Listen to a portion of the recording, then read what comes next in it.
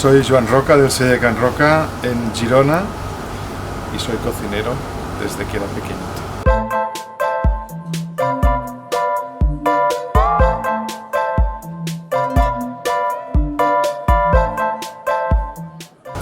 Bueno, es una relación natural que hace que me sienta cómodo cocinando con los productos que realmente conozco bien, productos que significan mucho para mí y también productos que quiero que la gente que nos visita conozca y que de esta manera conozca la cultura, conozca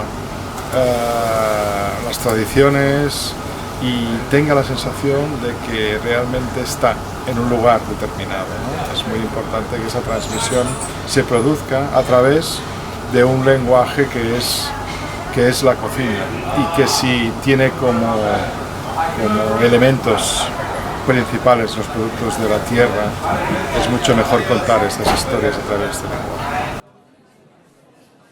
Estamos en una tierra, Cataluña es un lugar del planeta privilegiado en cuanto a clima, en cuanto a geografía, pero también en cuanto a conexiones, en cuanto a conectividad. Es una tierra que ha estado conectada con muchos puntos del planeta más cercanos y más lejanos actualmente, pero es una tierra de acogida, de gente que viene de muchos lugares. Es una tierra en que algunas civilizaciones han dejado una huella muy importante. Hablamos de años anteriores, civilizaciones como la griega, la romana, dejaron aquí mucha huella.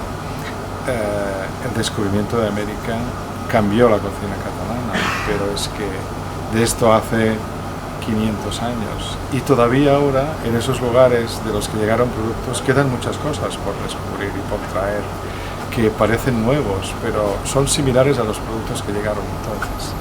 ¿Qué quiero decir con esto?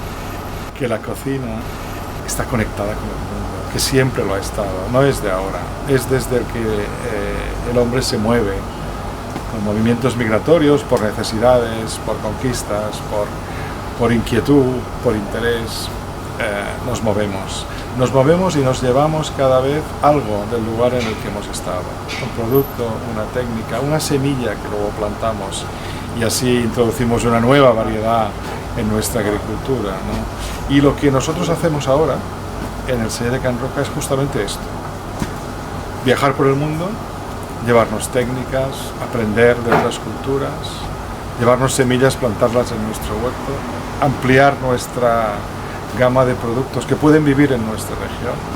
No queremos llevarnos productos frescos de un lugar a otro del planeta, pero sí técnicas, ideas, semillas, ¿por qué no?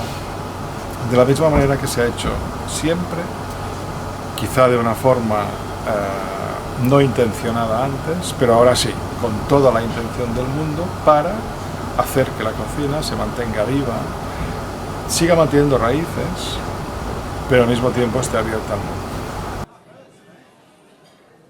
En mi trabajo hay mucho de tradición porque es una fuente de inspiración muy importante para mí, para nuestra cocina, pero también hay mucha innovación, si no nos aburriríamos. Me gusta divertirme en la cocina, me gusta la creatividad, me gusta la innovación, así que la tradición es una fuente de inspiración, pero necesito alimentarla con cosas nuevas, con diálogo multidisciplinar, con viajes, con experiencias que enriquezcan nuestra forma de entender la cocina y que finalmente hagan que lo que hacemos cada día sea más divertido, más interesante, más placentero para nosotros y para nuestros clientes. El papel de la memoria es importante y tiene dos recorridos. Uno es el que nos sirve a nosotros como punto de partida creativo, nuestras vivencias, lo que hemos vivido, lo que hemos comido de pequeños y a lo largo de toda nuestra vida. Hay un pozo en nuestra memoria en forma de registros que nos pueden ser útiles para crear platos nuevos. Este es un recorrido. Pero luego hay otro recorrido que es el del cliente, es la memoria del cliente, que primero se va a llevar en la memoria la experiencia gastronómica, es lo único que va a quedar. Nuestro arte o nuestro trabajo, nuestra cocina es efímera. queda en la memoria del cliente. Esta es nuestra máxima pretensión. La pretensión de todos los cocineros es emocionar. Y la forma en que emocionas es en la forma en que algo de lo que has comido, de lo que has vivido en el restaurante queda en la memoria del cliente, ¿no? Entonces, en ese juego de memorias queremos que quede algo, pero también queremos que con lo que damos de comer en algún momento haya un cruce de la memoria del cliente con su propio pasado. Y ese es un momento bonito si se produce, porque puede transportar al cliente a un lugar o a un momento de su vida. Y eso cuando sucede es maravilloso. Y es de las cosas bonitas con las que los cocineros podemos jugar.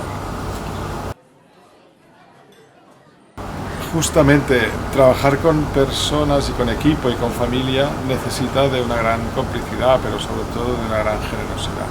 Es un ejercicio de generosidad, un ejercicio de diálogo constante y sobre todo de escuchar mucho, ¿no? Es muy importante escuchar a tu equipo, escuchar a la gente que está cerca de ti, escuchar para poder conocer mejor y poder encajar intereses, poder buscar complicidades y poder sacar de cada uno lo mejor que tiene para poder ir todos en una misma dirección. En este caso la dirección es obvia, es la felicidad del cliente, ¿no? Esa es nuestra gran dirección, nuestro gran objetivo. Y si haciendo feliz a la gente somos felices nosotros, pues fantástico. Este es en realidad el gran objetivo de un restaurante, ¿no? Y de una familia dedicada a un restaurante también, ¿no? Nosotros anhelamos ser felices haciendo feliz a la gente. Y es bonito cuando esto pasa. Es evidente que no es fácil. Quizá lo cuento muy rápido y parece que sea sencillo, pero no hay ningún secreto. El secreto es el diálogo, es la complicidad, es la generosidad, es la capacidad de compartir y es también y sobre todo la capacidad de escuchar.